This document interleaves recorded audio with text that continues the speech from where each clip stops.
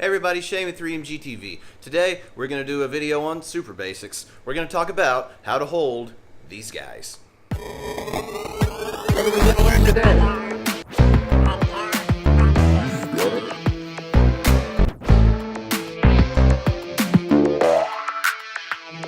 Man, listen, I run some karaoke shows and have played many sort of corporate functions, if you will, where people have to come up and speak on a microphone or people sing on a microphone, and it doesn't seem like it'd be such a big deal, but a lot of people have no idea how these work or how to hold them, and then they get all sorts of no one can hear me, or they get some feedback and things like that. So we're going to talk about how to hold your microphone so you don't look like a noob, and some other tips that you might use. So let's talk about public speaking, because this is where it gets a lot of people caught out.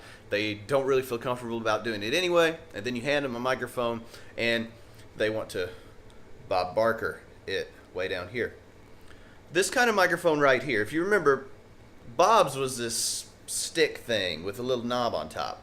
Totally different type of microphone. If somebody hands you one of those, you'll probably be okay. Most of the time though, it's going to be one of these guys. This is a dynamic microphone, and it loses a lot the farther you get from it. So the first spot that it loses a bit is about 3 inches from it. Alright, so like right here. That's a bit farther away than you really want to be. So if you get farther than that, out here or down by your belly button, there's no chance that the mic's going to hear what's coming out of your mouth, especially if there's any noise around you. We'll talk about that a bit more in a minute. So what I want you to do is get it just like a thumb width away from your lower lip. You can put your thumb on the back of it and then touch it just like that. You can move it once you get comfortable. That's where you want to be for it to pick you up the best it can and as clearly as it can.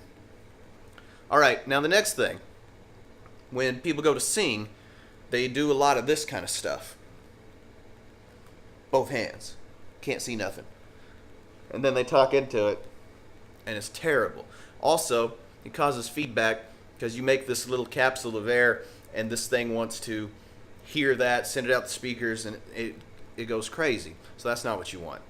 Always best to get most of your hand below the metal. Here is fine. Here is better, because then you can put your thumb up and get your spacing right. Here's something else you can't do. We talked about you get feedback if you do this kind of thing. So that's covering the sides, yeah?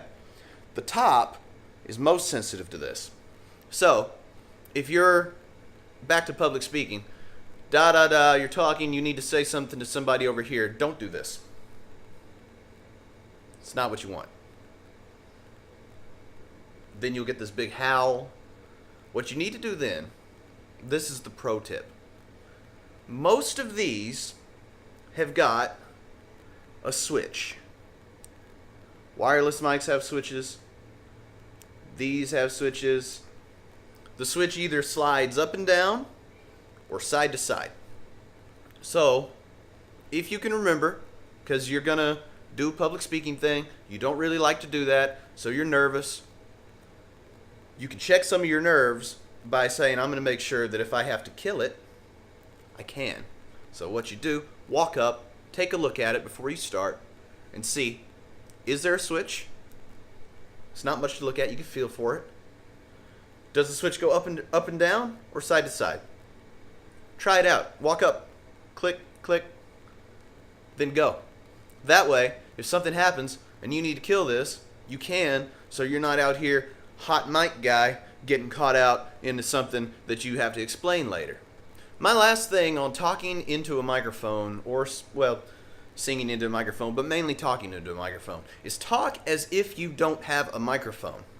I'm not saying you have to scream, but so often people will get a microphone, they'll hold it too far away from their face, and then because they're like, I have a microphone now, that's what they think, they just start to whisper.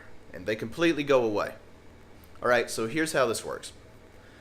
Microphones pick up vibrations in the air, just like our ears do. So if you were talking in a regular voice and a truck went by from right behind you, somebody standing a few feet away may not be able to hear you over the truck because there's too much air moving from your direction. So if you have a microphone and there's a whole bunch of people talking, if you are not louder at this point than the air around you, then no one will be able to hear you. So you have to get close enough. Imagine if that person, there's trucks going by, you're on a highway, if the person got right up to your ear, you'd be able to hear them then. But if they were here and it's very, very loud, maybe not. Microphone, same thing. You have to be louder at the point of the microphone than the room around you. So if everybody's yelling and carrying on and you need to get their attention, get right up on this thing and then talk as though you need to be heard. One last thing, and this usually comes up when singing, you can be too close to this, all right? If you get this in your mouth, you're going to get some sounds that you don't really want. The main thing will be your lips rubbing on this. I'm going to touch the camera mic to demonstrate, because this is what you don't want.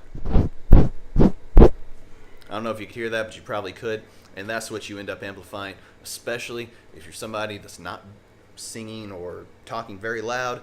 The loudest thing will be that rubbing sound. It's not what you want. All right, that concludes today's lesson in Super Basics. I hope that helped.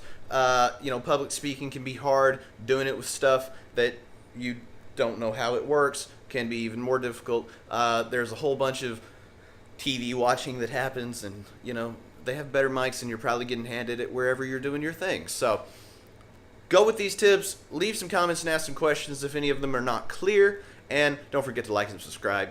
More videos will be coming soon.